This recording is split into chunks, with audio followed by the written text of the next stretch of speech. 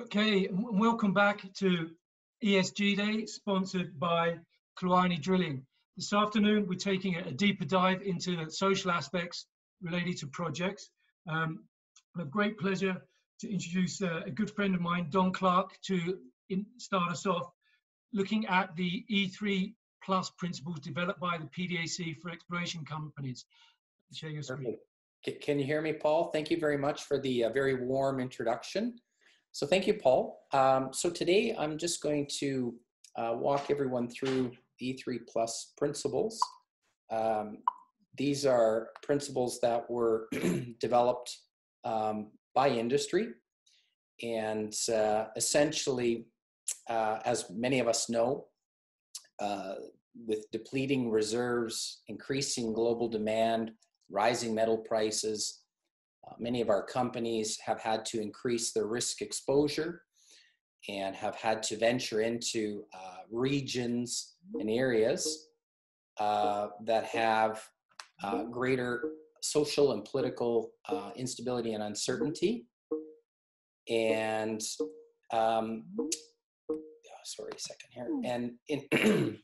And essentially, we've also been encountering greater levels of activism and opposition towards mining efforts as a result of, many more groups in opposition to natural resource development, increased stakeholder use of social media, as well as increasing levels of governmental scrutiny.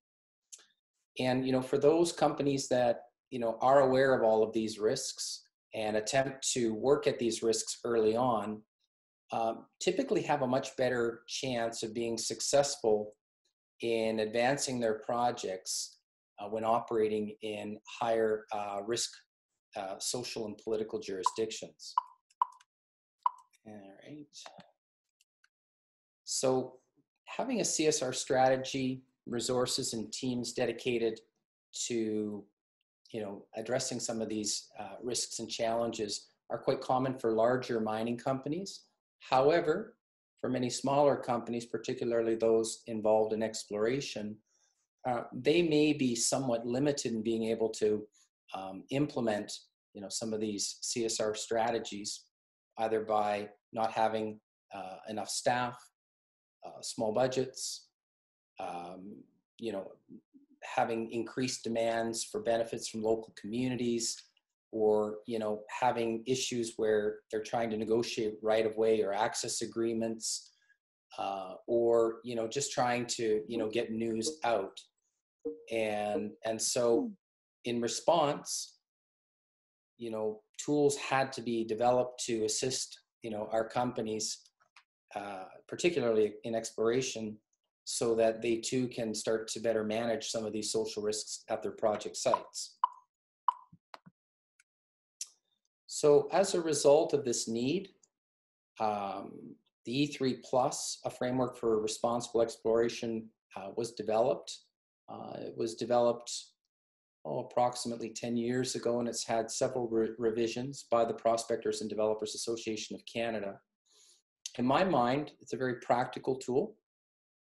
And again, it's a voluntary, tool in terms of adopting, performance standards, and so it's not something that's been mandated onto companies.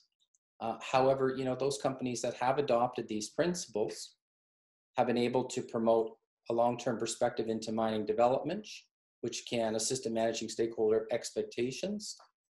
It allows for greater communication of CSR commitments to shareholders and stakeholders. It can create additional value to operations by reducing social and environmental risks. It can be a very good tool and mechanism to build capacity with employees and communities, particularly during the early phase of your project, or as your project is advancing into a more advanced stage of exploration. And it also builds awareness of the overall performance of an exploration project that can strongly influence the future success or failure of the project once it moves beyond exploration. So essentially, there's three components or three main parts to this framework, and of course, social responsibility is a key component. And within the guide itself, there's considerable focus on governance and conducting due diligence, engagement efforts, ethical practices, what we are responsible for as explorers, and of course, human rights. There's a section that focuses on environmental stewardship, and again, the good practice guidelines, looking at, how we can impact and mitigate our impacts, environmentally speaking, on the ground in terms of land disturbances, fish and wildlife management, water use, hazardous materials, spill management, reclamation, closure, and of course, case histories. And then the final section focuses on health and safety. There are, of course, general safety principles. There's a whole host of different protocols with respect to safe operation on the grounds, emergency response, personal safety, survival, weather and environmental risks, wildlife, surveying, equipment use, and so on and so forth.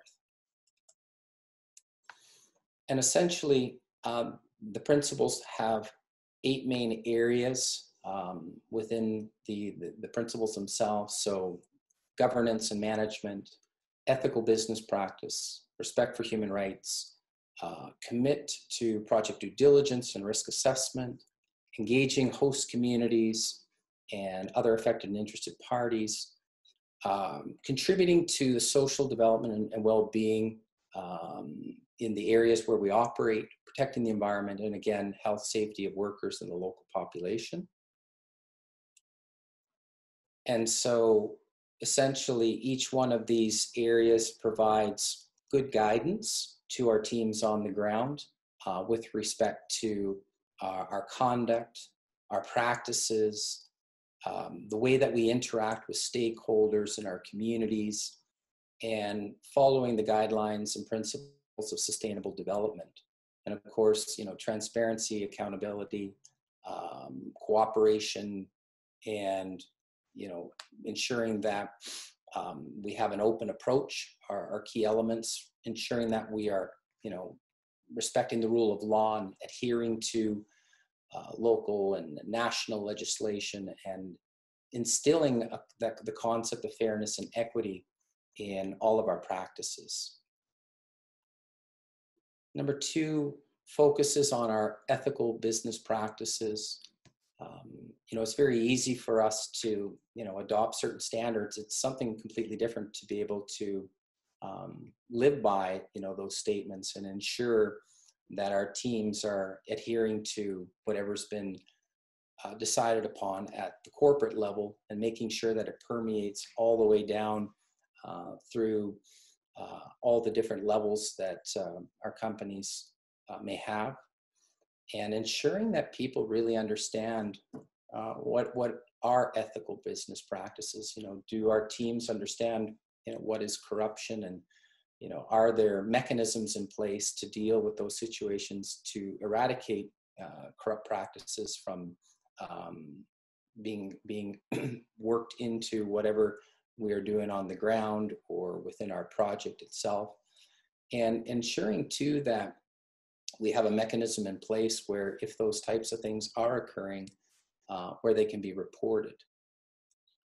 Respect for human rights is a key component of the principles, and ensuring that we're following the United Nations Universal Declaration of Human Rights, that we're meeting the responsibility and respecting human rights, and we can demonstrate that, that we identify, prevent, mitigate, and account as to how we're addressing our impacts potentially on human rights, and making sure that there's a process that can remediate any kind of human rights impacts, and determine that there's consequences, and ensuring that we are upholding that standard with respect to human rights.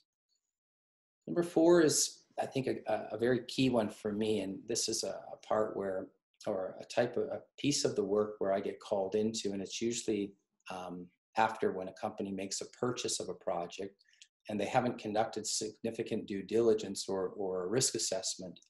And oftentimes I've seen companies spend millions and millions of dollars and have to walk away from the project because, one, they can't get access, or they didn't understand the mood of the government at the time, or they just didn't gather enough information before making that purchase, or thinking that they had a fantastic opportunity and having to walk away from millions of dollars invested. So I always see number 4 is a really important part of the principles themselves, and it's something that I think companies really need to pay more attention to. And of course, you know, I've given some areas to take note of. Of course, you know, if you've got a project, you're just coming into the area, you know, who's there? Are there Indigenous people? Are there vulnerable minorities? Is there, you know, activity of small scale artisanal or criminal mining happening?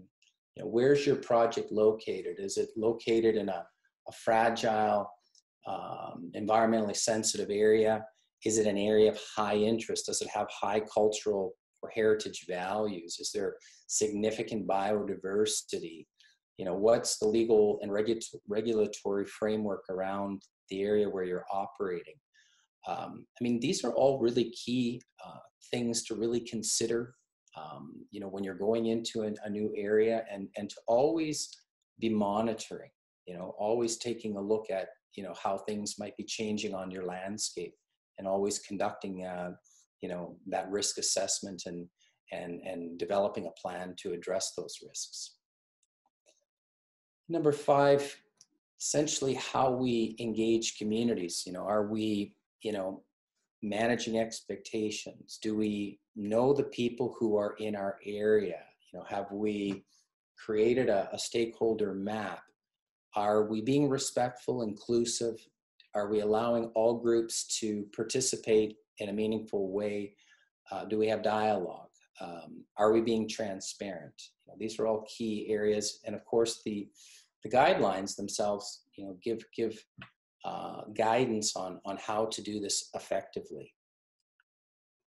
And you know, in terms of, you know, building capacity and again, you know, managing relations and, you know, ensuring that, you know, we have positive relationships. It's important that, you know, we're basing these relationships on respect, openness, transparency, because our goal is to, you know, achieve and maintain a social license to operate. And of course, we all know how important that is. And I believe that as we go forward as mining companies and those involved in the mining sector, the social license is going to become ever more important and likely more difficult to secure and maintain as we go forward. And I really think that, you know, by having active engagement, that's a key piece, and being consistent in the messaging and being able to manage expectations. Those are all key components that assist companies in maintaining that social license going forward and decreasing the potential to have conflict. Number 6, being able to contribute to community development and social well-being. I think this is important in terms of understanding where the community is, what's important to the community, what you can do. And again, this ties into being able to effectively manage expectations and, you know, understanding, of course, as an explorer, you don't know how long you're going to be there. You're making an investment.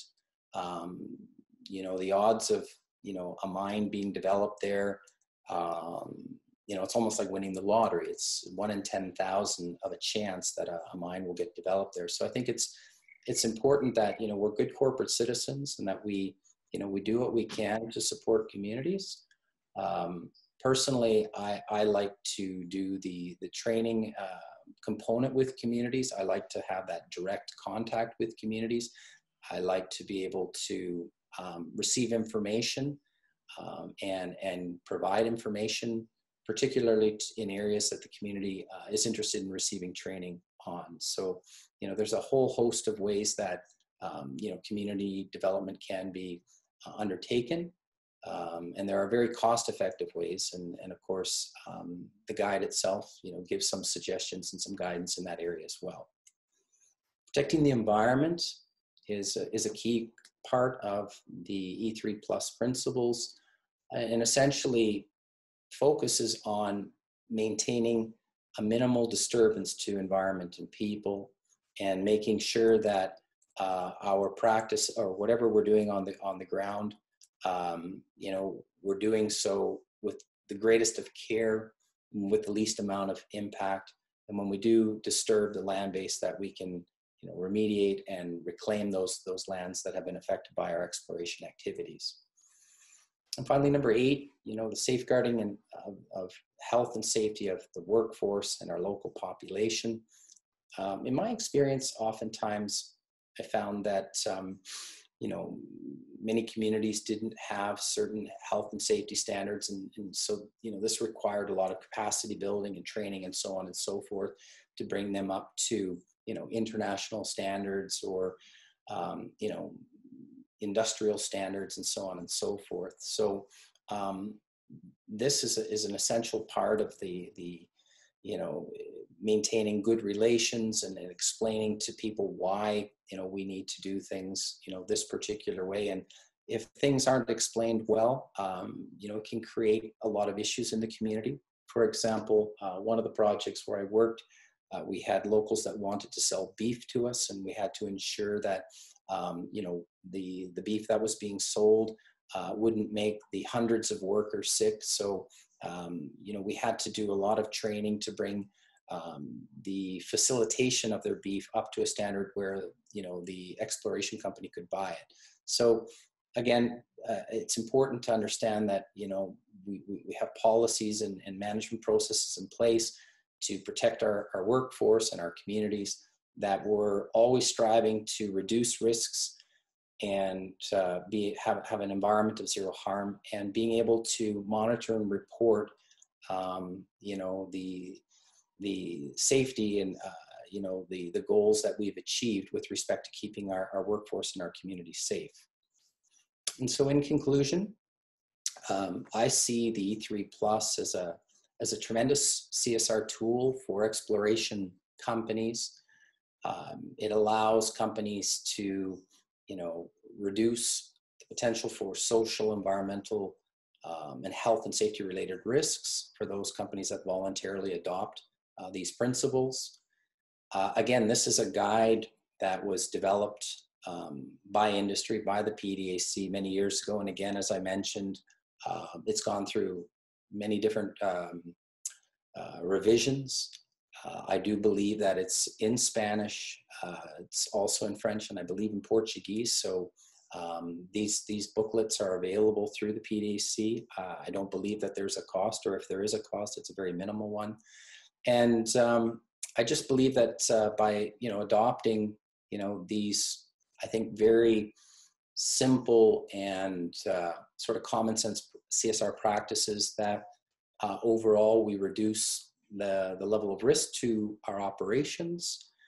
And as we all know, that if we can do that, you know, the chance of, you know, a project, you know, advancing is ever that much greater. So with that, I'd just like to thank everyone for their time today. And if there's any questions, I'm happy to, with whatever time left I have, to provide whatever feedback I can. Thank you. Thank you very much, Don. And as Don mentioned, the E3 Plus principles, I have a copy here, very easy to read, a very good read, this indispensable field guide, and perhaps even the foundation of company policies. They're available free of charge on the PDAC website, which is pdac.ca. And if you search on E3 Plus, PLUS, you'll be able to find those. Don, I'd like to sort of take advantage to follow up with a question, if I may. One of the things that came across from your presentation is the importance of starting off on the right foot right at the start of the mining exploration process by putting in good procedures. Now, here, I'm in Latin America, I'm in Colombia. This conference pretty much covers Colombia, Ecuador, and parts of Central America. All of those countries are signatories to ILO 169, and that has, as you know, very specific requirements regarding indigenous communities, native communities. So as part of the process of doing things right from the get-go, stakeholder mapping comes into this in a big way, I imagine. We touched on this briefly this morning. So my question is, a long-winded question, I know, how does stakeholder mapping fit into this? And to what extent should exploration companies or companies even prospecting for projects undertake this kind of exercise? Well, yeah, Paul, I mean, great question. And in my experience, we've done an awful lot of stakeholder mapping, and first and foremost, really understanding, who's out there and who's on the landscape. And of course, when you've got indigenous communities, it's important to understand, first of all, who's there, what tribal group is there, what is the history of the community, what is their experience with large-scale development or modern exploration or mining.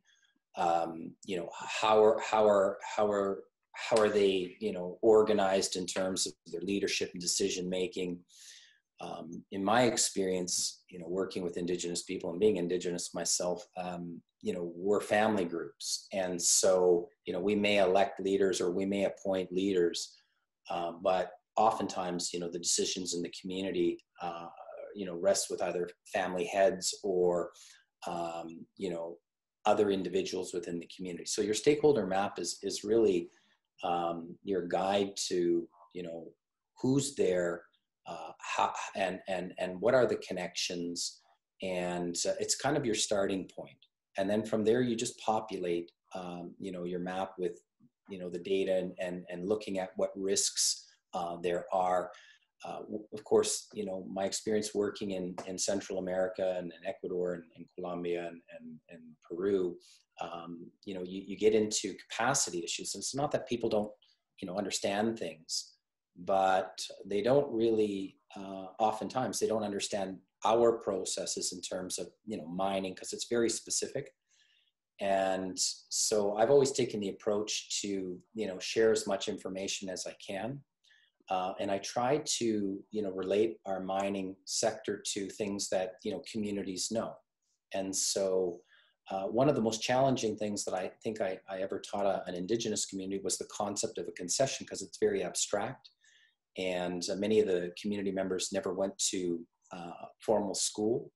And so they weren't able to, conceptualize something so abstract. And so, to lessen the risk and have people understand what it is that we were doing, because we were only going to be there for a short period of time, and we wanted to involve the community, we took the training approach. And so our team would, train the community on what exploration is, what we're doing, what the benefits would be. And we actually had, many communities help us to look for signs of, mineralization. So, once people understand and they know why you're there and the fact that you might just be there temporarily, I think that's a very positive thing. And, really understanding, who's there, when they have their elections, what groups are present, who's influencing them. It's critical, because, we've all encountered situations where, oh my goodness, indigenous people, they're, that's the kiss of death for the project, and they're never going to support the project, and that's not true. There are many indigenous groups out there that do support mining, groups in Chile, groups in Ecuador, groups in Panama, but many of these groups, they've developed their capacity, they understand the process, and they support mining because they understand and they can actually see the benefits. And I think that's a key piece is really building that capacity and really knowing who's out there and on the landscape. Thank you very much, Don. I'd like to start off our panel discussion now, and please don't stick around for that. We have an exceptional suite of panelists this afternoon, starting with Andrea Pradilla from the Global Reporting Initiative based here in Bogota in Colombia, Dale Craig, COO and Country Manager of B2Gold, who's basically tasked with completing the feasibility study for the Gramalote gold deposit and hopefully building a mine there. Dr. Chun Wang, or affectionately known as James Wang, President of Zijin-Continental Gold Colombia, and Carlos Mario Gomez, head of Nicaragua for Mineros. So we've got three producers here, in addition to Andrea, who's representing one of the organizations that tries to provide some kind of overarching framework around the debate. I mean, that's perhaps a good way of describing it. So to kick off the panel, I'd like to ask each of the panelists to tell us a little bit about who they are, what they do, and the organizations they work for. And Andrea, let's start with you, please.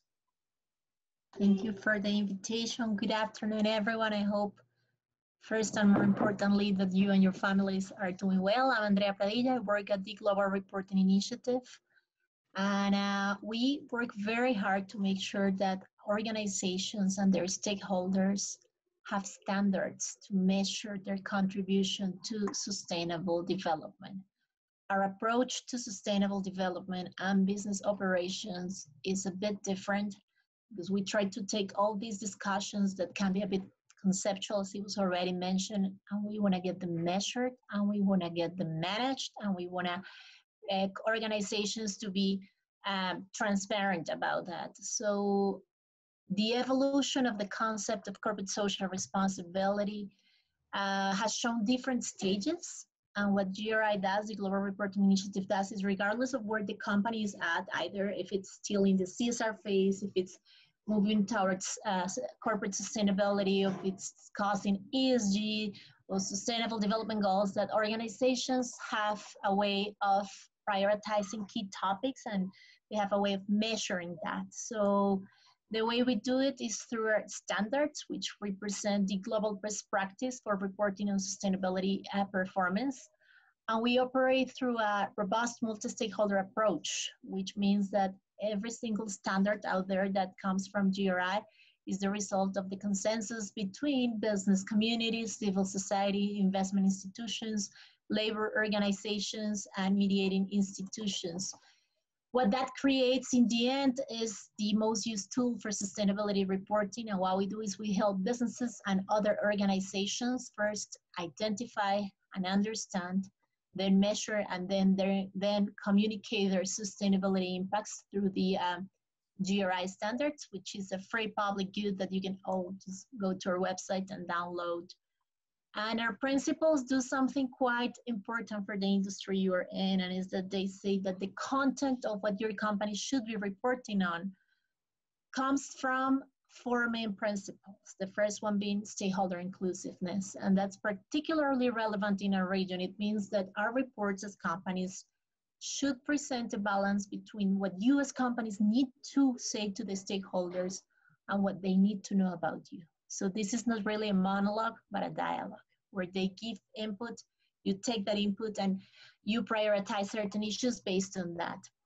The second principle that goes into defining the content of a report according to GRI is the context. It's not the same if you are a mining company in Peru, or if you're a mining company in Central America or in Africa. The context does change the needs that you have.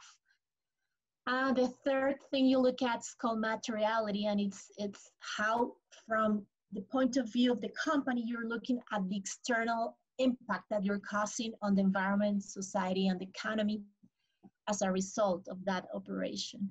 And that, last but not least, is completeness, which basically refers to where does the impact take place. Do you have the impact within your company, or is this part of your supply chain? So identifying material topics related to, in this case, mineral sourcing is something that we do through the GRI reporting principles. And once you have done that, you go ahead and you select indicators. That's the point where you get to indicators to really talk about how you're performing against those indicators.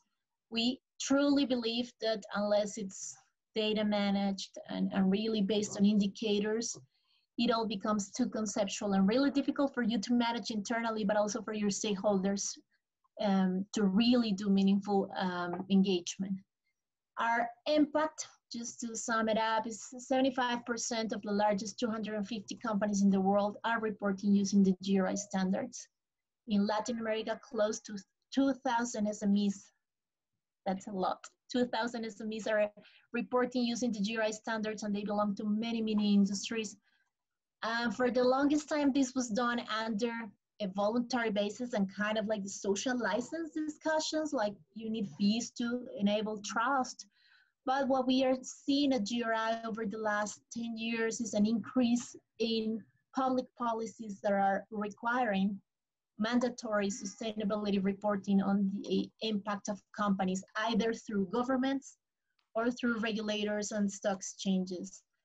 I wanna briefly discuss a trend that's emerging in Latin America that's it's very new. It's called Sociedades de Beneficio Interés Colectivo, for benefit corporations, which is a general condition that corporations can adopt, where they make a public commitment in terms of their engagement with society. And what we're seeing, there is already legislation and regulation in Colombia, Ecuador, and Peru.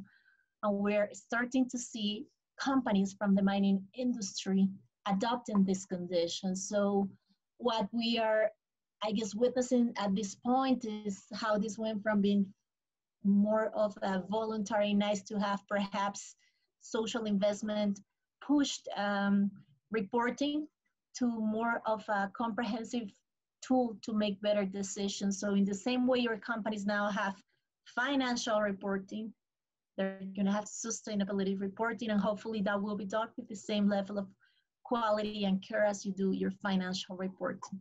I would like to leave it there so we could perhaps engage in further discussion. Thank you, Andrea. I've got a quick follow-up question for you. The indicators that are the product of the process, does that also enable the companies or push the companies to say, you know, my indicator today is here, I need to get to there, and here's what I'm going to do? There's that kind of direction in it as well, isn't there?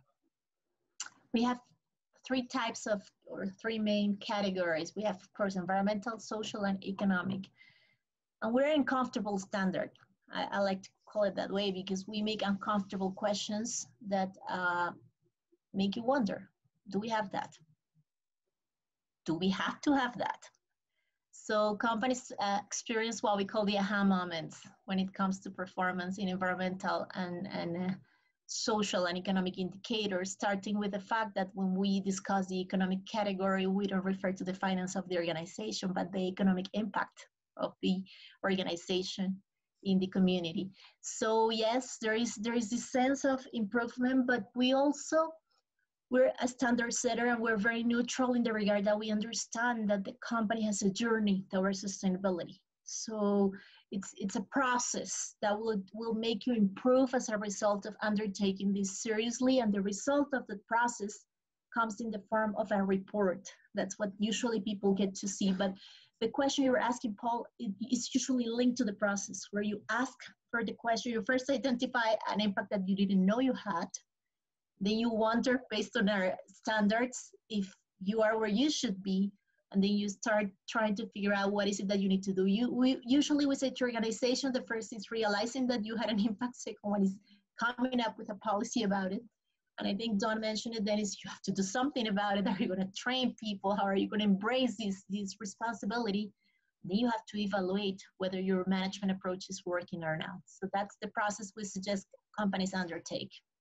Okay, thank you very much. Now I'd like to turn to James, please. James is perhaps the newest arrival in Colombia. Zijin completed its acquisition of Continental Gold in March, if I remember correctly. James, over to you, please. Yeah, thank you for your kind introduction, Paul. I'm very pleased to share our project and our work on the CSR. So I'm very happy to learn a lot of comments from our colleagues and talking about the direction of CSR. I think in Colombia, mining will become a very important contributor to the economy reactivation and development. But I think we also have a responsibility to make a mining industry a responsible industry and doing good business for the country. So first, I would like to share some information for Zijin Mining Group and also Britica project. So maybe we are the first one, we are the new one in Colombia. So let me share some slides with you to introduce us. And Zijin Mining Group is actually a mining group engaged in exploration and mining. Our main business is copper, gold, and zinc, and other minerals resources. We are listed in Hong Kong exchange market and also Shanghai stock exchange market. So we are right now at the process to become one of the leading international mining company. We have about over 20 major projects worldwide. So this is a map of our operation around the world. We right now own 23 mines worldwide. It's including in China, about 10 operations, and also in Middle Asia, in Russia, in Kazakhstan and Tajikistan, and in Pacific region in Papua New Guinea, in Australia, and also in Africa, in Republic of Congo, and also South Africa. And in Latin America, we have operations in Colombia now, and we have a project in Peru in feasibility study stage. And also recently we caught an operation in Guyana. It's also a gold mine. And as I said before, our core business is gold, copper, and zinc, and platinum. And Zijin actually is the biggest gold producer in China. Our roadmap to the world leading mining companies, in 2005, we are already become the Chinese gold, the leader in gold industry. So in 2013, we're the biggest Chinese mining companies. And in 2020, right now we are in the latest rank, we are ranked 13 of the world mining companies based on our profit and assets. And in our target for 2030, we want to become one of the world most important mining company, recognized by the technology innovation, and also a very sustainable contribution to the major stakeholders. So our values communicate with all the engagement with all the stakeholders and self-discipline. So we want a cooperation and open-minded with all the stakeholders and responsible. We want to develop mining in a sustainable way and create sustainable values for all the stakeholders. So give me a little bit, maybe 5 minutes to introduce you Britica Mine. We just finished our inauguration with the witness of President Mr. Ivan Duque, and in this in October 23rd in Britica. So right now we nearly finished all the construction, 95% of completion, and we finished about 35,000 kilometers in underground and advanced, and average is about 1,800 meters per month. And we actually ramp up the processing plant to the design capacity already, and because of the impact of coronavirus, and we don't have enough workforce at the mine site, that do have a little bit impact on mining development speed. But we are ready to move into the commercial exploration phase by the last month of this year, that's in December. So talking about CSR, I think very important is we set a very high operation standards for CSR and operation, and we value the core assets of our people, and we value our relations with communities and regional development, and we pay a very high attention to environmental protection. And also we keep a dialogue with all the stakeholders and strengthen our tie with the region and with project impact areas. So Zijin Mining Group is one of the good mining examples in China. We think is very important, during the development of the mining project, you have to provide a very good environmental protection practice. That means you have to study the sustainable development just started from the beginning of the project.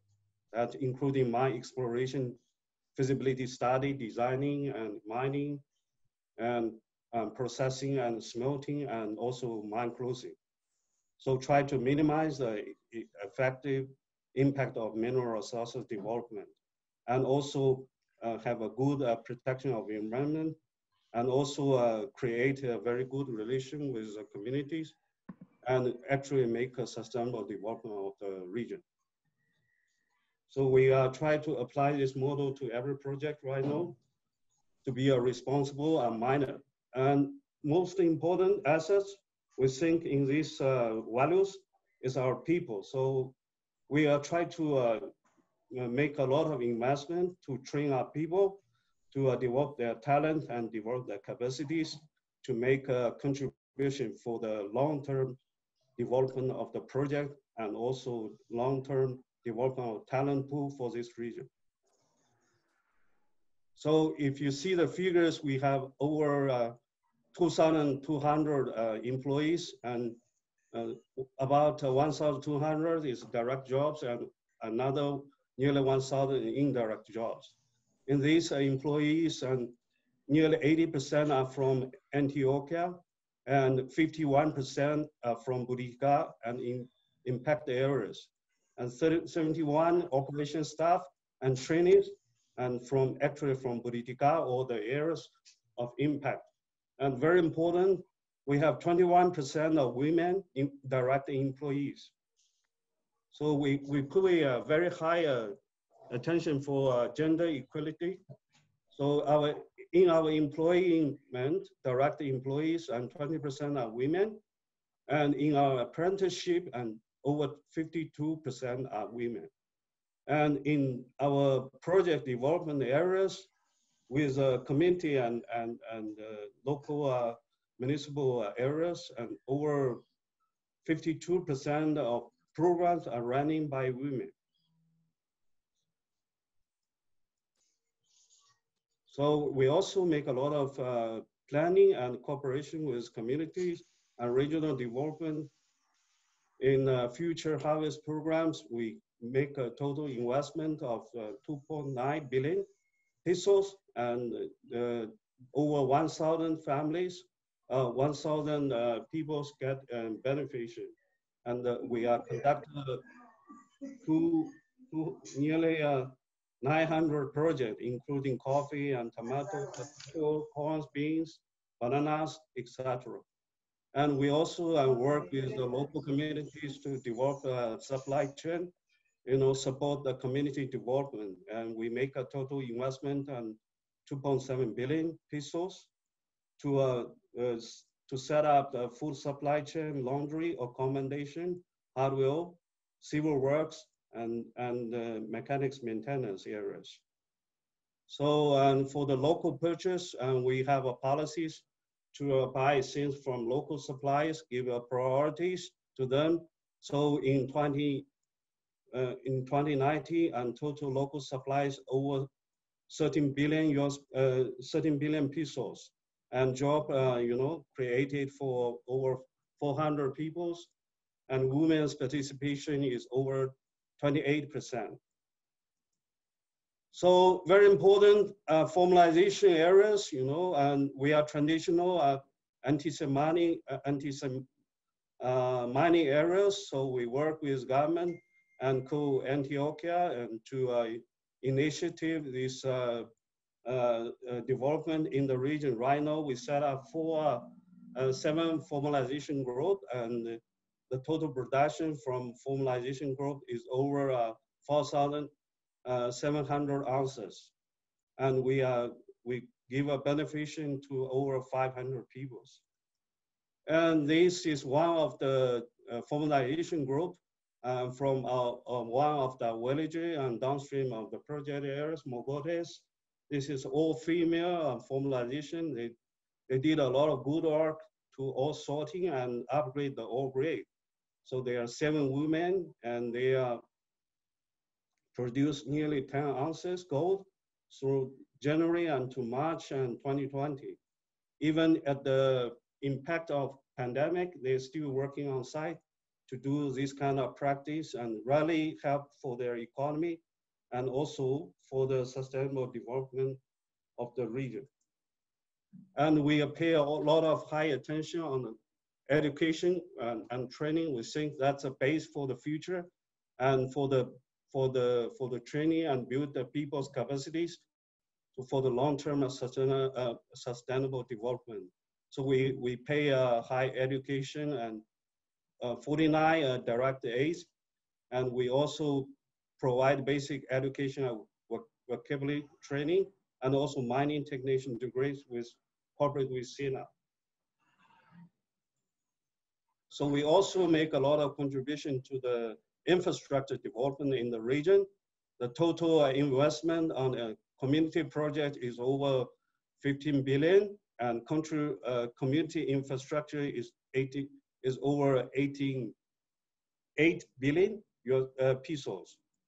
So including the major, schools, hospitals, and temples, and also community road and water supply project, sewage project.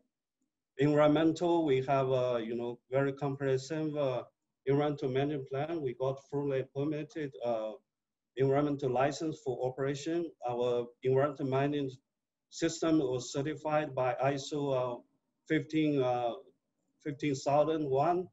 And we also set up with our consultant a real-time monitor network system on different index around the region. We also attend a voluntary agreement with Co-Antioquia to implement a joint conservation strategies in the region. And we also pay a lot of attention to education, environmental education with communities and employees, and on a quite random case. So this is examples of volunteer conservation initiative. And also we keep a dialogue with relatively key stakeholders and try to strengthen cooperation with different stakeholders. So we are participating in local economic development initiative with municipal government and provincial government. And also we keep a dialogue with key stakeholders on mining issues and the local development plan. So we are open-minded and also as recommended by Don, and we are trying to dialogue with stakeholders in a transparent and constructive ways. And there are a lot of technical cooperation exchange with mining municipal and countries and different areas and different corporations. So this is examples of partners in the different areas. And that's one of the examples, and we give a special support from local coffee producer of six Western Antioquia, and they are actually right now participate China International Expo in Shanghai. And accomplished and recognition by the countries, we are recognized by Social Investment Index. We are ranking 11th. Hopefully, and in next year, we can get better position. And we also recognize this year for the mining industry, we rank fifth position. Thank you very much. And we are the very new operation in this country, and we want to share our experience, and we also want to learn a lot of good things from other other mining companies. And we want a good example for this country. Muchas gracias. Thank you very much, James, and congratulations. I think one of the highlights of your presentation is the fact that a mining project can develop many and deep economic benefits that go beyond the mine gate, and really contribute to regional development and the development of many other industries or smaller industries, fabrication, agriculture, etc. Now I'd like to turn to Don Clarke to talk about his experience with B2Gold. Correct me if I'm wrong, Dale, you've helped build mines and operate mines all over the place. Africa, Latin America, many, many different countries, many, many different social environments. Yes, that's correct. Fortunately, many of those with B2Gold. Thank you, Paul. Good afternoon. Good afternoon to all. Hello to the panel. Andrea, by the way, our responsibility report includes the GRI listings at the end. I suspect you know about that already. Dr. Chun, welcome. Don, hi, good to meet you. Buenas tardes todos. I'll give you the 30-second update about B2Gold and why we're here. Then I'm going to talk a bit about B2Gold and our CSR approach worldwide. So B2Gold, quickly, founded in 2007 by the former management of Bema Gold, and that's where we get the B2 from, Bema number 2. And it's had an exciting and dramatic trajectory in corporate growth and in production from 2007 to 2020. This year we'll produce just over 1 million ounces of gold. We come to Colombia through our interest in Gramalote Colombia project. And I arrived this year to steer the project through the development of the feasibility study and help move towards production should those decisions ensue. We're 50-50 partners as of July. We're 50-50 partners with AngloGold Ashanti. And as of the start of the year, we're operators of the mine. We have an EIA, we have a PTO, and we enjoy good community support. And we would give a lot of the credit for that position to AngloGold Ashanti, who's worked hard over the last number of years to get us to the point where we can move forward with the definitive feasibility study. So for B2Gold and now Gramalote Colombia, the CSR approach, I have to say that we started in a good place when we talk about CSR and community support because we saw a truly transformational effect of our presence and mine development in Nicaragua with our operations there. And that's a transformational effect on our people and on the communities where we operate. So if you go to our website and look in the responsible mining area, you'll see our vision, and the lead into that vision is one of the rewarding aspects of the mining industry is a positive socioeconomic impact that developing new mines can have on local populations. So I'll talk a little bit about the CSR component of that, which is really economic contribution, environmental stewardship, and CSR or community investment. And I'll lean heavily to the third point. So we have a great summary about our work, and that's in our responsible mining report. That's on our website also. It's called Raising the Bar. And in that, we talk about our sustainable development goals. We talk about our treatment of what you would expect to see there, the inclusion of human rights aspects, safety performance, people management.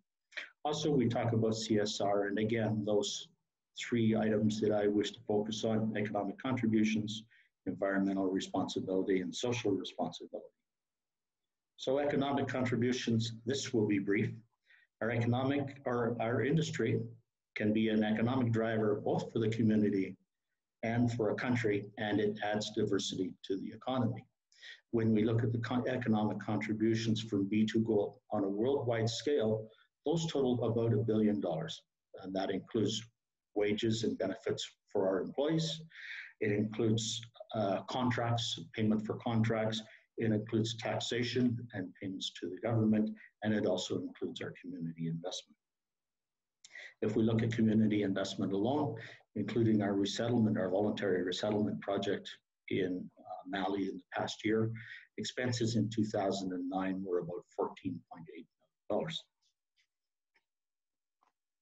So for environment, second point, mining companies have an ongoing environmental responsibility, of course, but we also have an increasing role in implementing environmental initiatives. And we're finding as B2Gold that those results are positive both for us and for the community where we work. So with ESG and more formalization of ESG, and because of our start position in terms of interest in community investment, we found that our ESG program has formalized and grown with our mine production. So in ESG and reporting that comes from those sorts of policies help make it clear what contributions we make to the communities where we operate. And it's my good fortune to say last week, Mining Journal selected us as the 2020 most sustainable miner. We were rewarded for that. And with regards to environment, they talked about some of our best practices, which include, of course, promotion of local employment, local procurement, diversity and inclusiveness initiatives, and talked a little bit about the imaginative financing that we have in place for our Black Rhino conservation project that we have going on in Namibia. The award also talked about our work with solar power, and 2 of our 3 existing operations also have solar power plants attached to them. Those are in Otjikoto in Namibia and at our Fekola operation in Mali. The one in Namibia is in operation right now, it's 7 megawatts. The one in Mali is under construction. It's a standalone 30 megawatt plant with a just under 15 megawatt battery backup. We're currently completing the construction of that. So between the 2 of those operations, the net effect of adding solar power reduces our fuel consumption by 15 million liters. It reduces our carbon dioxide footprint by 55,000 tons, and it reduces our costs between 7 and 10%. So positive impacts all the way around, and that's turned out to be a good model. When we look to Colombia, we of course will explore those options as well as natural gas options for our equipment. So work in progress. We also continue with our climate change considerations. That includes optimizing our existing operations, analyzing and taking into account potential climate change with our expansion plans, and improving on our reporting. So this takes us down to social considerations, and really that's the area that I want to focus on. And here I say our policies of promotion of local workforce, local sourcing, and community investment provide opportunities for workers, business development, and community development. Now, our approach to CSR and community investment has changed over the years as we've moved and diversified our operations among the countries, and those include up to the end of 2019, Nicaragua, the Philippines, Mali, Namibia, and now happily for me, Colombia. Now, some aspects of our CSR and community investment programs are in common, items like infrastructure. Others are very different, but the programs in general fall into 4 broad categories: infrastructure, health, business development, and education. That's not to say all of those do, but those are the 4 broad categories that we cover. And for B2Gold and CSR and community investment, we believe our approach is holistic. This isn't about writing checks. This is about creating opportunities together and advancing forward together. So when we look at the components that we look for in community investment, I've got a list here of about 14. Being a good engineer, they're all itemized. But I'll go through these quickly just to review, because it gives you a sense of what we're looking for as we develop and what you'll see as we work forward with our Gramalote project in Colombia. 1, cultural awareness and an understanding of the community is key when developing an appropriate program. It's obvious, not one size fits all, but it's also to be understood that cultural and economic needs vary from community to community, even within an area of direct impact that we have. So it's important to understand here at the level of the veredas in order to implement our community investment programs. So this isn't something that we want to plan in isolation. We know also that our role should extend beyond the community to the regional level and the national level, and that's a lesson we've learned in our operations in other countries.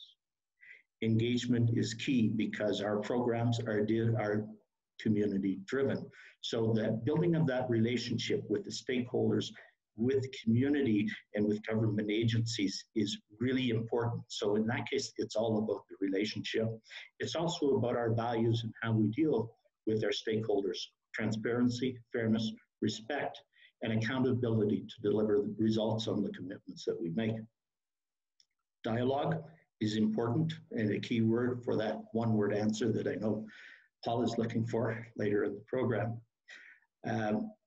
So together, we develop a process of dialogue. The two-way communication is important, but it's equally important for the community to have a process by which they can air their grievances and concerns. That's a systema de quejas y reclamaciones aquí here. So in other words, a grievance mechanism and resolution.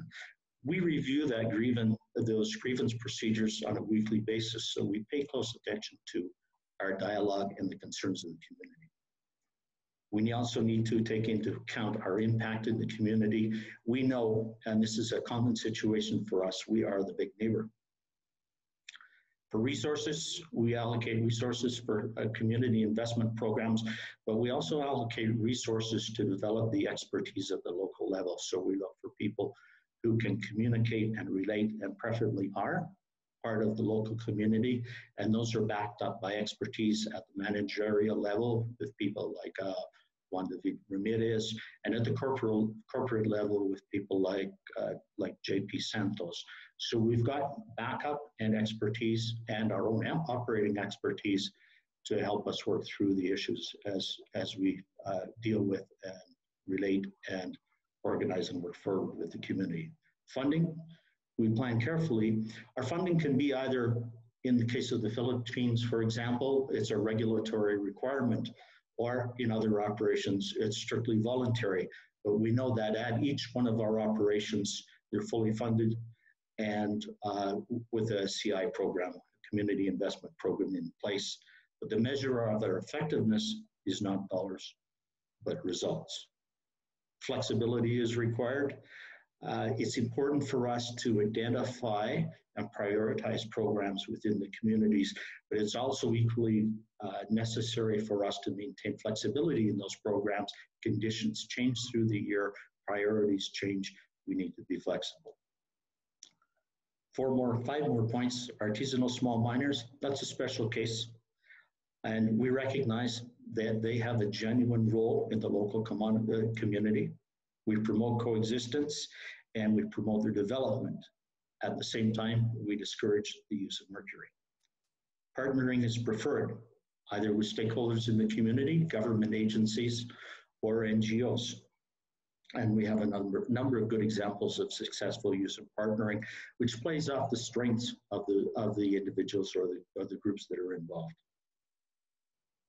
Performance, we monitor, review, and report our social performance on a weekly basis, which we review at the departmental level. I talked about the SQRs. We also make monthly and quarterly reviews. Those are reviewed at the directors' levels in Vancouver, and we summarize those on an annual basis in that report that I talked about earlier, Raising the Bar. So for us, the key is developing sustainable projects that will thrive and benefit long after our work is done. Thank you. Questions? Thank you very much, Dale. Congratulations on winning the Mining Journal Most Sustainable Miner Award. I'm the America's editor for Mining Journal, as many people here know, and I must say that is a richly deserved award, both for the growth trajectory of the company over the past 10 years, how it's grown, and some of the innovative approaches it's taken to working with communities, working with governments, and ensuring everybody gets a fair deal. I'd now like to pass over to Carlos Mario Gomez from Mineros to tell us about how the company does things in Nicaragua specifically. Carlos Mario, please unmute your microphone. Carlos Mario, por favor, encender tu micrófono. Buenas tardes. Sí. Gracias, Paul. Gracias, Paul, por la invitación. Yo pertenezco al grupo Mineros S.A. Trabajo para Genco desde hace aproximadamente 4 años y medio en Nicaragua. Y básicamente vamos a hablar sobre el modelo Bonanza de minería artesanal. Mineros es una compañía minera con casa matriz en Medellín, que tenemos operaciones en Argentina, Chile, Nicaragua y en Colombia. Mineros ha tenido un crecimiento consistente a lo largo de su historia. Trabajamos para alcanzar una meta de unas 500.000 onzas. Actualmente estamos produciendo, el año pasado producimos alrededor de unas 300.000 onzas.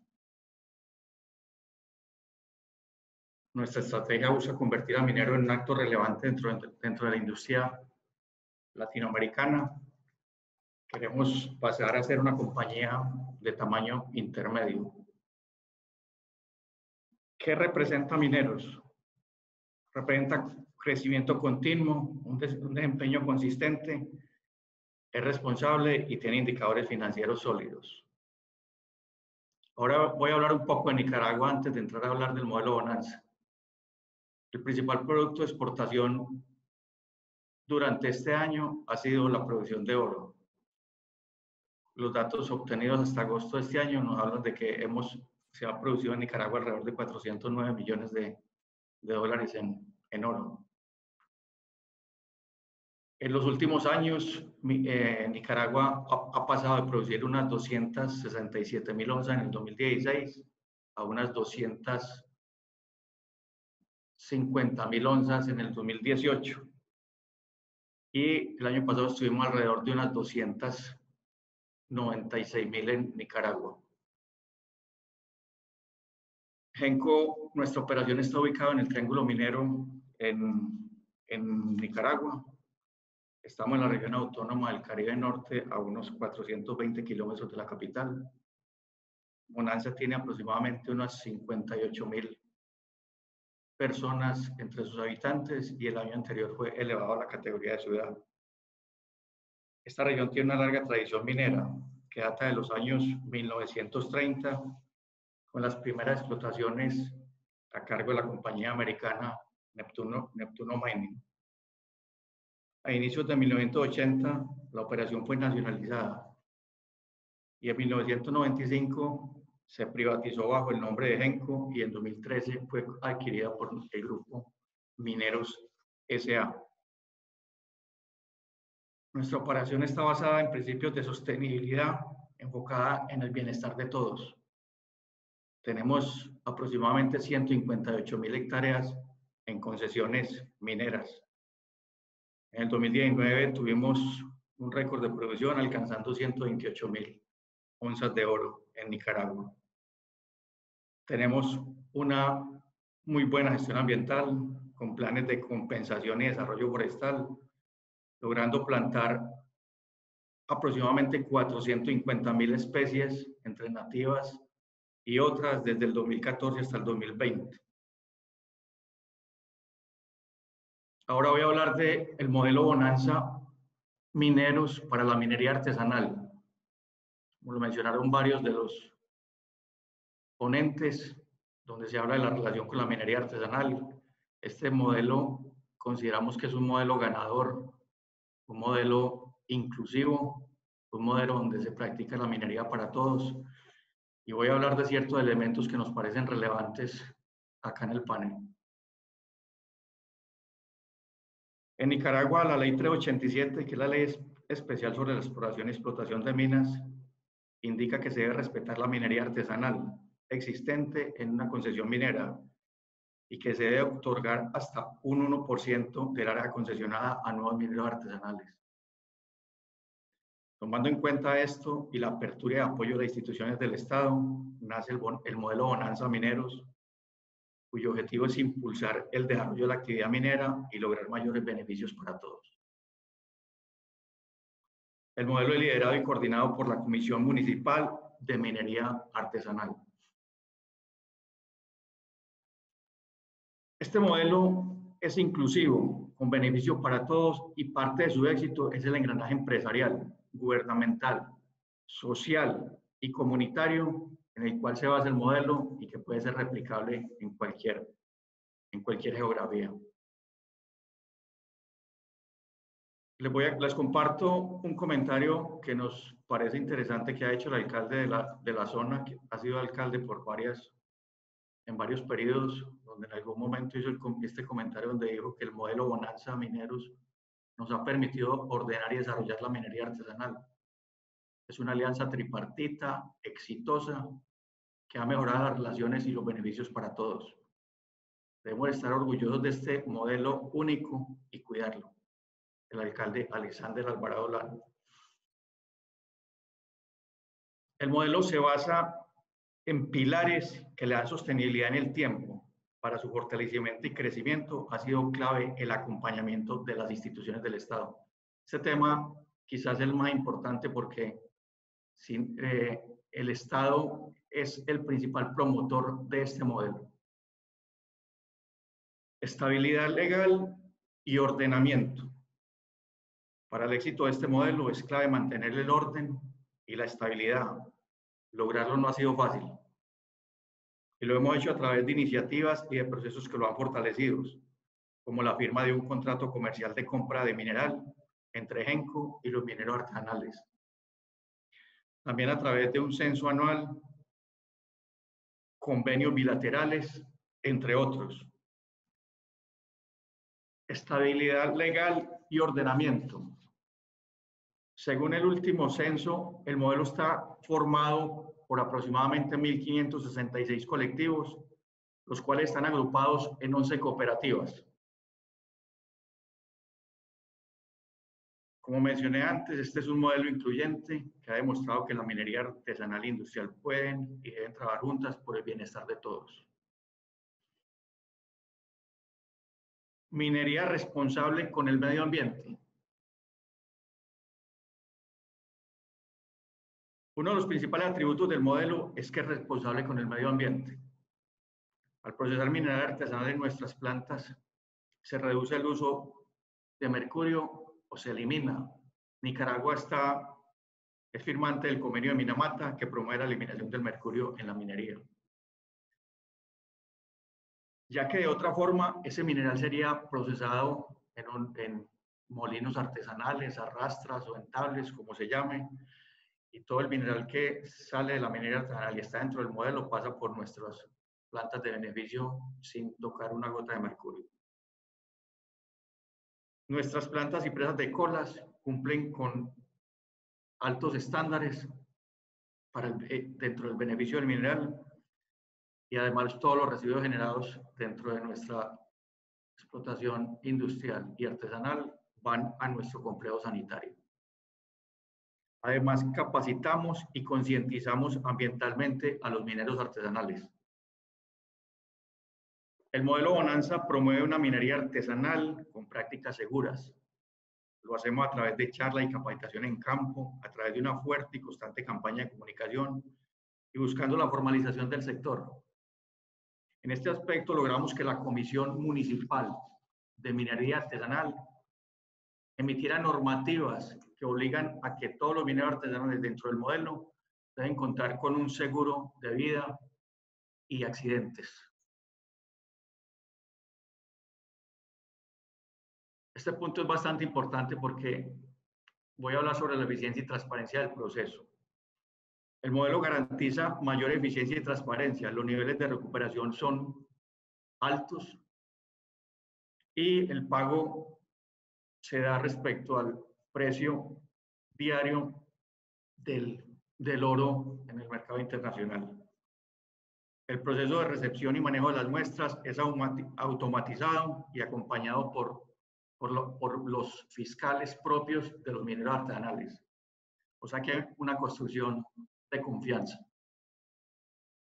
El proceso de minería artesanal, podemos ver que en este infograma, desde que el mineral se acopia, se muestrea, se analiza y se entregan los resultados para pagarle al minero.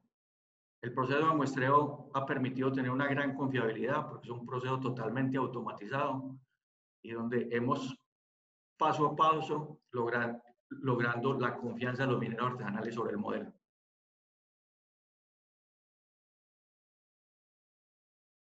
Esta es una iniciativa que hemos venido adelantando y es la creación de las unidades de producción para la minería artesanal, las cuales se crean en zonas que se han explorado y que presentan potencial. En estas unidades de trabajo se ubican varios colectivos de mineros artesanales y se les brinda asistencia para garantizar mejores prácticas ambientales y sobre todo de seguridad.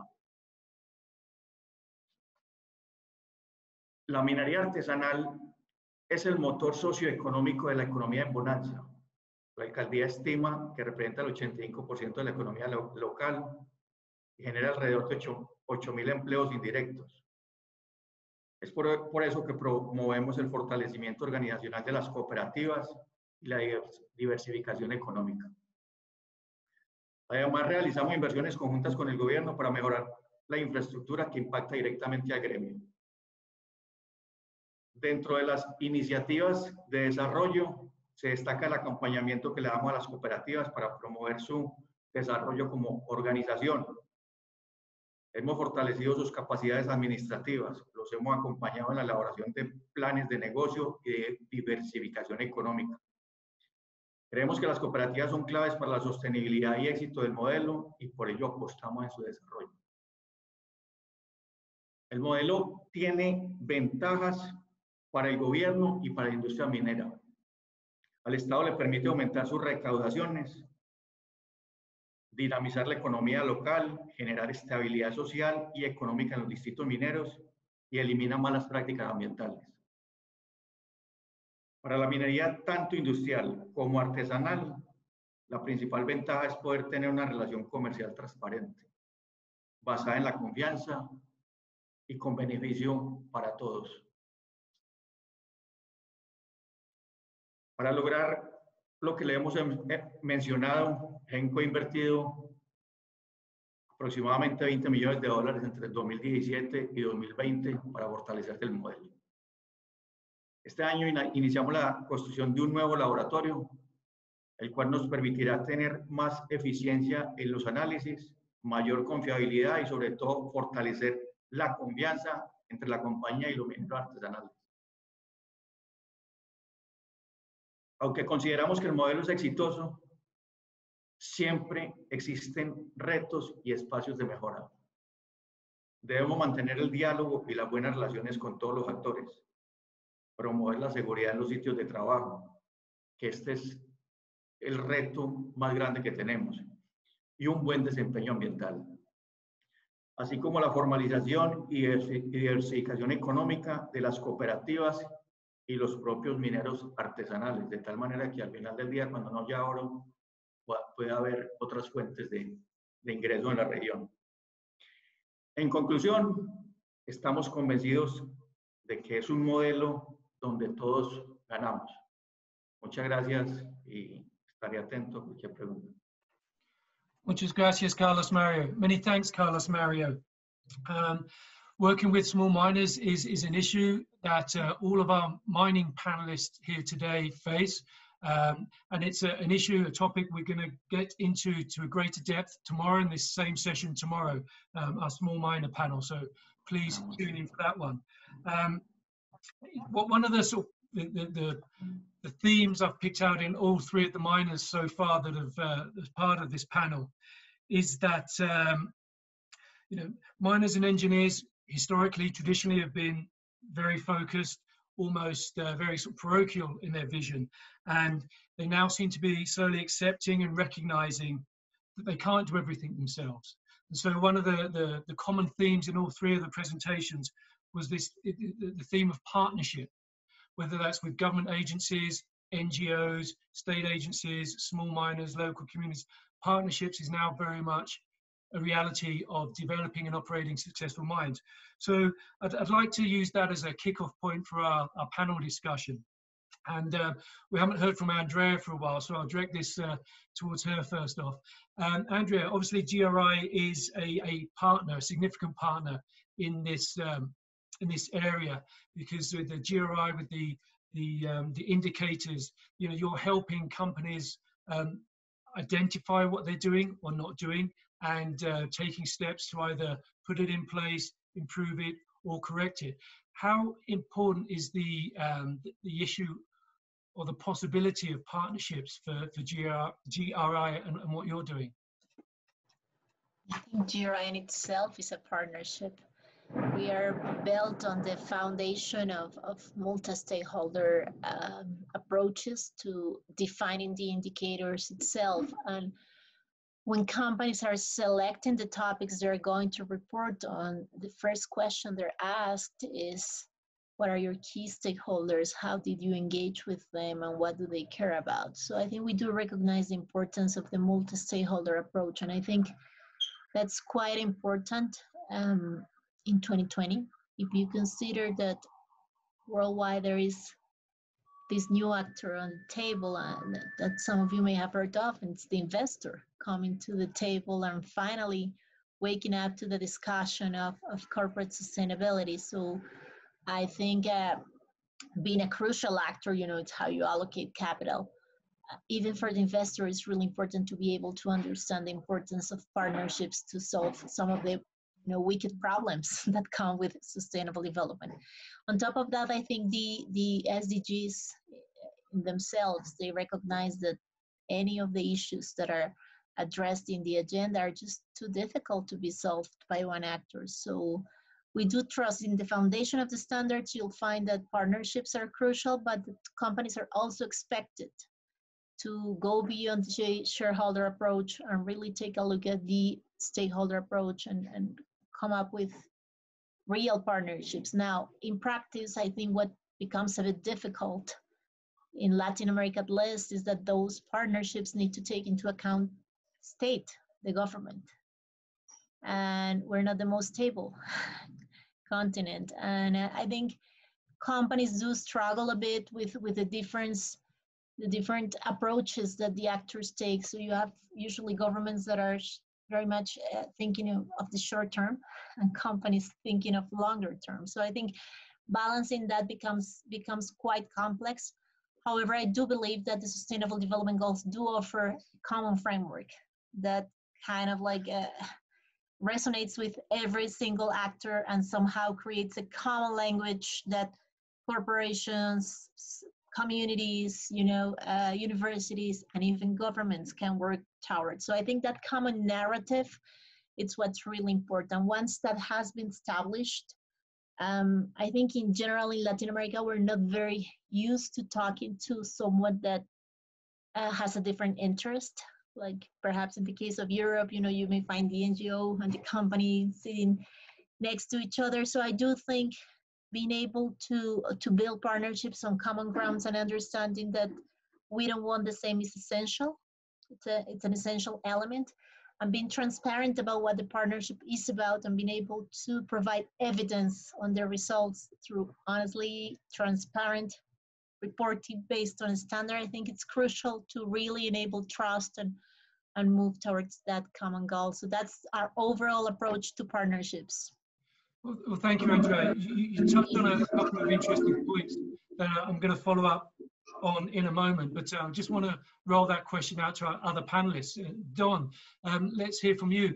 I know that finding partnerships with other entities, whether they're NGOs, government, international governments, is part of the approach that you've taken in your consulting business, in your advisory of companies.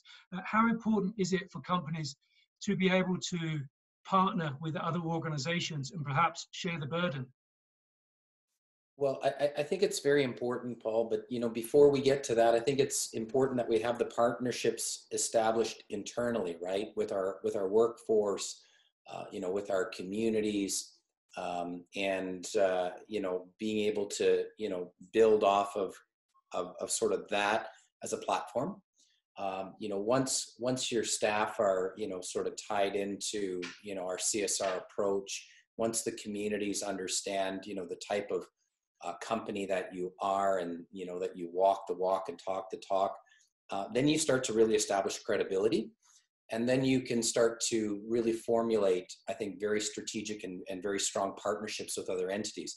The world's full of groups out there that, you know, could, you know, support mining companies and their efforts in terms of, you know, sustainable development, you know, measuring, you know, where we're at, so on and so forth. But it's pretty meaningless if you don't have those internal partnerships established first, and you build from there. And so, in my experience, you know, once the community understands, you know, why you're there, once your staff understand the mining process, and it sounds incredibly strange to say, what do you mean our workers don't understand the mining process? In my experience, you know, I've worked with over 30 different mining companies all throughout the Americas and Asia and North America. It still shocks me, you know, when our workforce doesn't really understand, you know, why we're there. Sure, the geologists might understand. Sure, maybe the engineers understand. Maybe the managers understand. But it's very, very important that our workforce understands, you know, what stage we're at, why we're here, you know, what are we trying to achieve? You know, what's the goal here? How do we involve you? How do we include you? How can you be the ambassador for our efforts on the ground? And then build off of that. And if we're successful there, all those partnerships are going to fall into line. Thank you, Don. James, turning to you now. The Buritica project has faced many challenges through the past 10 years to get from an exploration project into Colombia's most modern underground mine.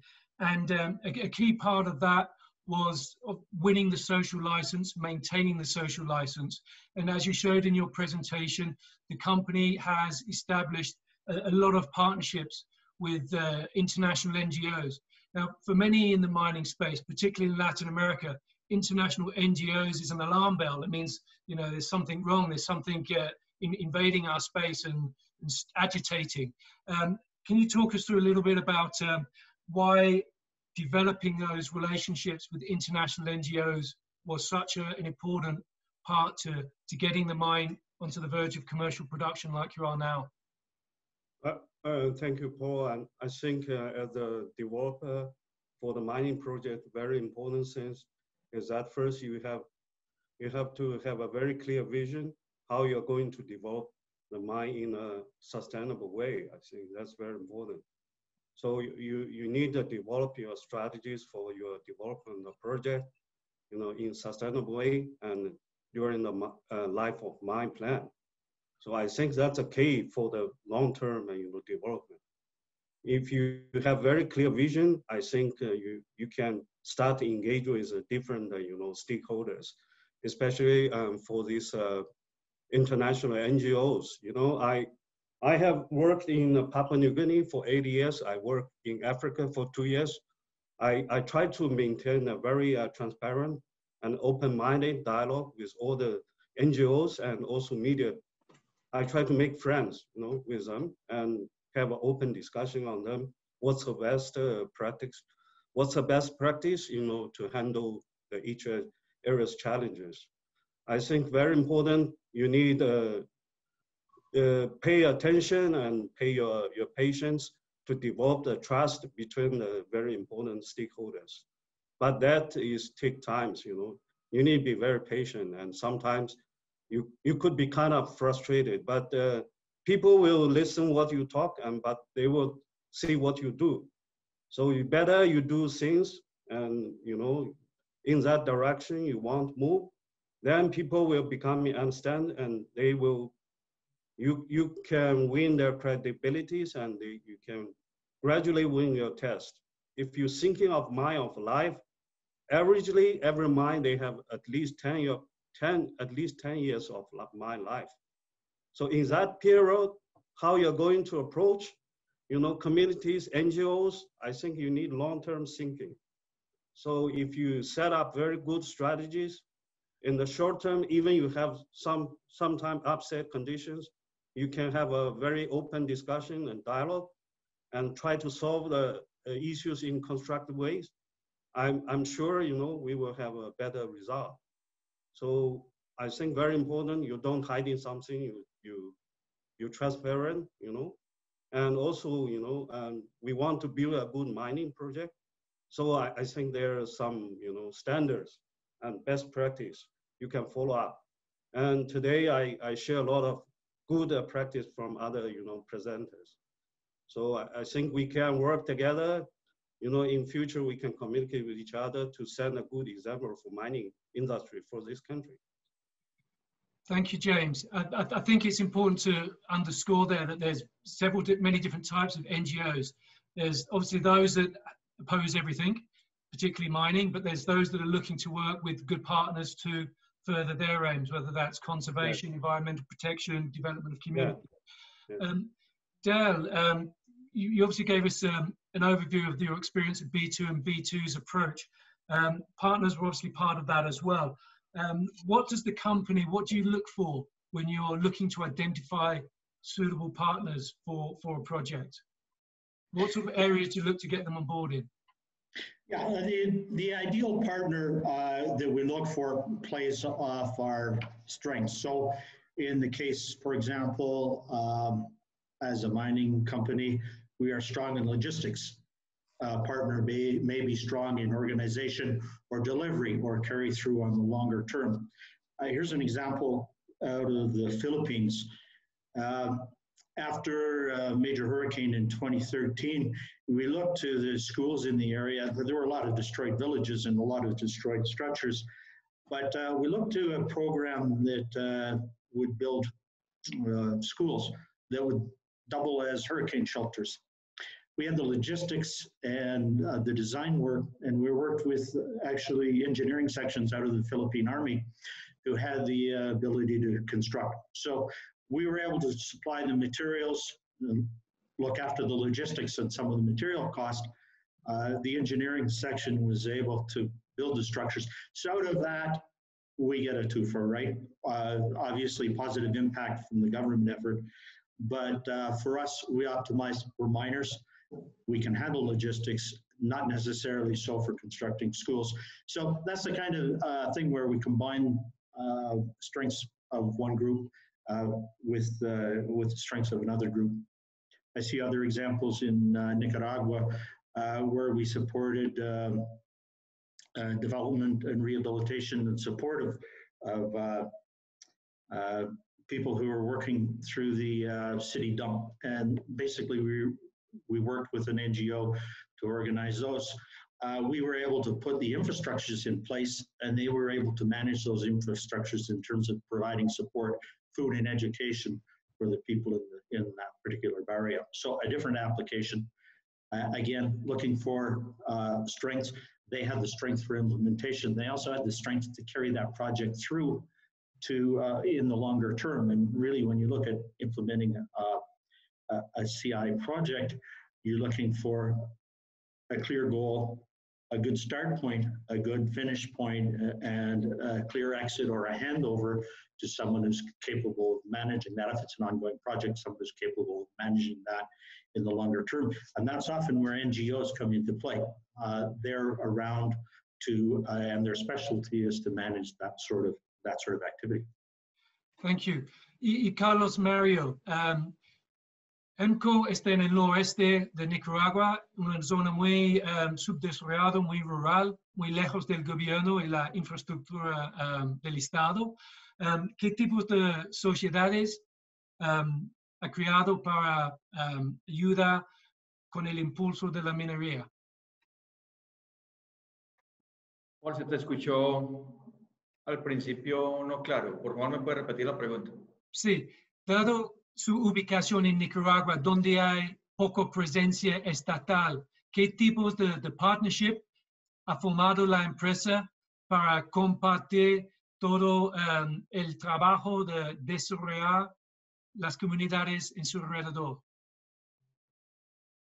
Ok, básicamente pues creemos que a pesar de la lejanía pues de la región, sí ha habido una interlocución muy válida con las autoridades locales. con los municipios más cercanos del Triángulo Minero, que son Bonanza, Rosita y Ciuna. En Bonanza hay un modelo integrado entre la empresa y la alcaldía municipal que se llama el PODO, que es el Plan de Ordenamiento de Desarrollo Urbano, donde ese plan se creó en la administración pasada desde el 2008 y en conjunto anualmente se desarrollan labores de infraestructura para apoyo a las comunidades, como apoyo a las vías. Por ejemplo, este año hicimos una vía muy importante que desembotelló todo el pueblo.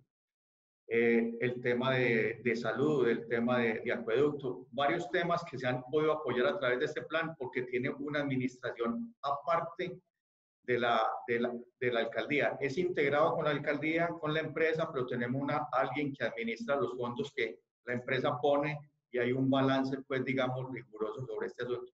Entonces, ese ha sido un tema, pues, importante de alianza con las comunidades en la región. A pesar de la distancia, creo que tenemos una muy buena relación en ese aspecto y hemos podido avanzar y creo que hacia el futuro con el potencial que tiene Genco se podrán hacer cosas mucho mejores. Okay, muchísimas gracias, Carlos. I'd like to follow up on one of the earlier comments from Andrea, and that is the role of government. We're in South America. Rural areas are often underserved by the nation, by the state, by the government, lacking in infrastructure, education, health, water ducts, many things. But, and it's not just common in Colombia, Ecuador, Peru, other countries as well, Nicaragua. And a company typically wants to help put those things in place for its communities because it helps and facilitates its own task, its own role. But that can create, let's say, competitive tensions, stepping over authority with government, things of that nature. How do the panelists view that? How do you seek to manage that relationship? And, you know, a company does not want to become the state, but yet it needs the things the state does or does not provide and facilitate. How do you deal with that dynamic? And perhaps let's start with Dal, given you've got a broad breadth of experience around the world. Let's start with you. Yeah, and that's a very valid question. We're coming in and having a great presence in a community. Yes, that impacts the power structure in the area. And yes, we have to consider what we're doing in relation to government activities. With our activities and community support, we never want to replace government. That's not our function. So I would say, and of course, early on in a project, we look at development of job skills for individuals who might work with us or work with businesses that develop in the area where we are. And we also look at infrastructure, but there's a big distinction between selecting an infrastructure, for example, creating a water project, which we do. That's a common issue in many countries, improvement of water services. In the area in Colombia where we're working, 45% of the people served by potable water. Great project, a project that again has a good start, a good finish. Typically in those kind of projects, we twin with the government work. So we provide the infrastructure or we construct the infrastructure. Where we stay away from is the long-term servicing. That's not the area where we want to participate. So the proposal may be initiated by the community. It would certainly be worked together with the local government agency that's responsible for delivering water services. We would construct, but the long-term operation would be local government and regional government. Thank you, Dale. And James, the same question to you. Obviously, with Plan Baritica, the company had to harness various different agencies of the state to overcome difficulties and move the project forward. But again, you don't want to become the state. You're doing all these good things in the community in terms of its regional development. You have your training, underground mining training school there. How do you put in place the things you need without necessarily offending the host government that you're doing things that they perhaps should be doing? I think very important since is again, you need to have a clear vision how you're going to develop the mine, and the development of the mine should under all the permit condition you need in compliance all the government requirement, and at the same time you keep a dialogue with government authorities to and to see what they want to cooperate in the areas. For example, right now we are working with government, with ANLA and also Co-Antioch to think about what's good ways to protect environmental, protect the water, to protect the land or protect the forest. So we set a constant dialogue and to see what's the best practice in these areas. And also we working with other government authorities to see what's the opportunities we can work together to promote, the mining industry for this country.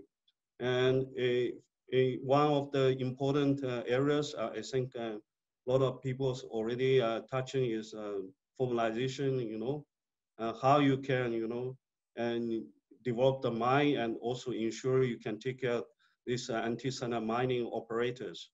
I think for this country and very important, we need find the right way, and we need balance between legal mining and also formalization.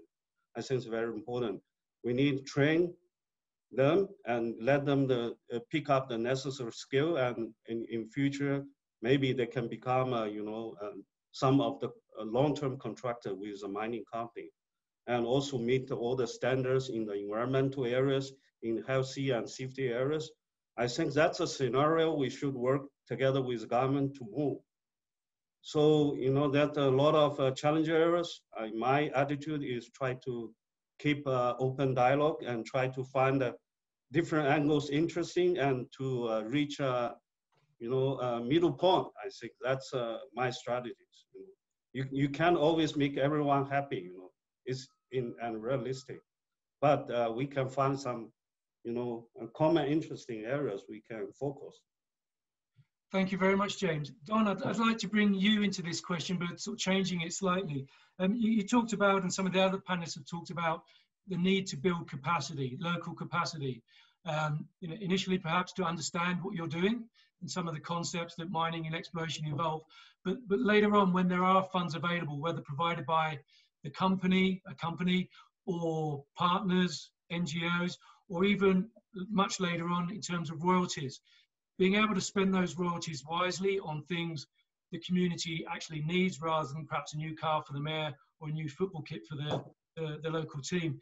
How important is it, and what's your advice to companies in terms of helping them build the capacity to design projects that are actually going to be beneficial to them, today, tomorrow, going along into the future? Mm-hmm. Well, Paul, I think it's important, and we always throw the word capacity around, but explaining to people that this mine is the motor for the area, for the region. What are the opportunities that are available, from the project? What can be leveraged? Do we have people within the company who know how to leverage, opportunities? Do we have people who know how to develop strategic partnerships? Do we understand the level of capacity that the government has? And do they have the ability to deliver services if they are indeed a partner? I think these are all sort of key things. How involved, is the community in the planning process? There's this mine that's coming. What does it mean? Does the community understand that different stages of the project bring different benefits and impacts? So, for example, it's fantastic when we're in the construction phase because there's lots of work. But then when we get into, the actual mine operations, it takes a more technical approach. A lot of those construction jobs are gone. What does that mean to the community? What happens when we go from exploration into the study phase? All of a sudden, we were drilling and there were hundreds of people working, and now it's just, technical people driving around in shiny pickups with no local jobs. Do people really understand this process? And are we allowing, stakeholders, government or community, just to walk around and populate in their minds, what's going on? So it gets down to very simple things. And the simpler that we keep it, if we explain things, if we have a real sincere desire to include communities and be a part of the development process and not be the development process, I think that's the key piece. So being able to manage expectations and repeat that messaging, look at ways we can leverage, different resources, having a really good understanding of, what can the government commit to? What can the government deliver?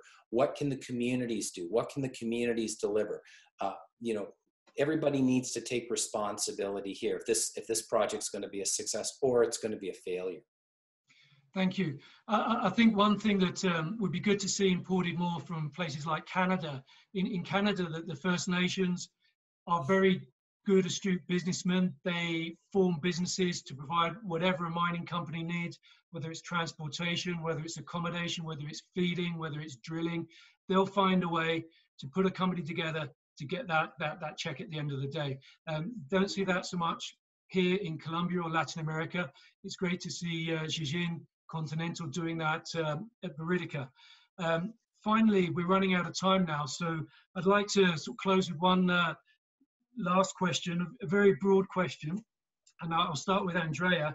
Admittedly, there are no magic bullets, but what strategies or projects, CSR strategies or CSR projects, do you think are particularly effective in obtaining and garnering community support for a project? I think many of the elements have been already highlighted, but to me the underlying asset is trust. How you actually build trust with your stakeholders. Having worked for GRI for 7 years now, and before that I was the national contact point for the OECD guidelines, I think the main issue that companies and institutions in general struggle with is how to actually build trust that the system, the project, the company is going to deliver the results and the benefits for the different actors. And I think what's key, the two elements that I've learned that work quite well, and I think David mentioned here is, I think, first one is transparency. Transparency enabled trust. And someone said it, no company is perfect.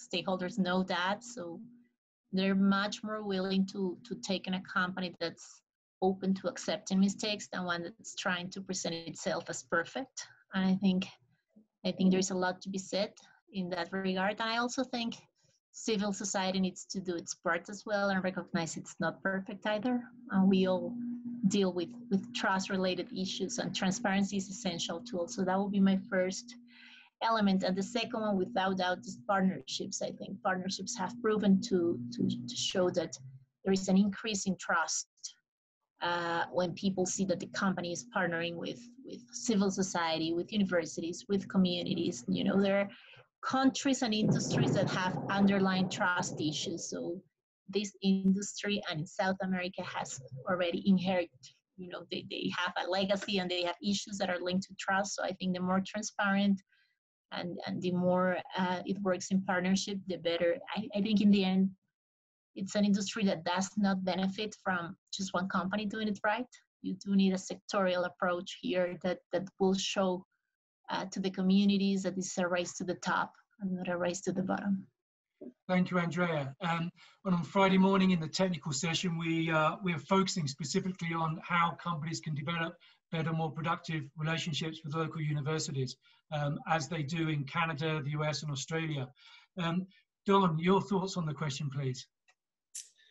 Yeah, I tend to agree. I think a lot's been said, and there's certainly a lot to digest. And again, I like to just try to keep things as simple as possible. The world is a very complex place. It's getting more and more complex for miners. We're now contending with the internet and social media. So it is getting more challenging. It's getting harder to raise money, and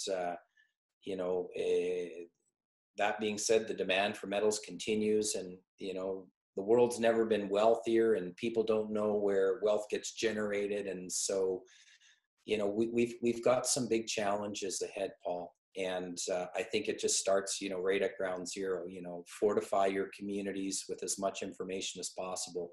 Build those strategic partnerships where you can. Keep government informed. Be transparent. You know, treat the communities like you would your grandma and your mother. You know what I mean? It's you're basically married to them for a long time. So, you know, respect the relationship, and you know, good things will happen. You know, I advise very large multi-billion-dollar companies right down to very tiny juniors, and it's always the same message. You know, it's always the same message. You know, understand, you know, what you're doing, why you're there, work with people, understand your risks, and you know, just try to do the best that you can. Thank you very much. Y Carlos Mario, en tu opinión, ¿cuál es la estrategia o proyecto más eficaz en ganar y mantener la licencia social? Bueno, yo creo que aquí ha sido fundamental la comunicación directa con las autoridades y con la gente de la región. Decir siempre la verdad. Creo que eso es fundamental, que lo hagan a uno siempre con transparencia. Y eso ha sido, pues, como en la experiencia, por lo menos que tengo acá en la región de 4 años y medio, ha sido fundamental eso, que uno va a dirigir diciéndole a la gente si algo falla y por qué falla, pero que lo va a arreglar, lo va a remediar y sobre todo cumplir. Cuando uno se compromete con algo, es cumplir. Uno nunca puede quedar mal. La empresa no puede quedar mal. Cuando se construye esa confianza, creo que la gente se da cuenta que la empresa es leal, y sobre todo construir confianza para largo rato, para el futuro. Y un tema que es fundamental, que la gente lo aprecia mucho, que creo que la principal responsabilidad social de uno es generar empleo de calidad y a la gente local. Cuando uno impacta verdaderamente a las comunidades con empleo local y le da oportunidades a la gente que crezca dentro de la organización, eso creo que le da una magnitud muy importante a la confianza de la empresa en el relacionamiento con las comunidades. Muchas gracias, Carlos. And James, for you, what is the strategy that's been most effective?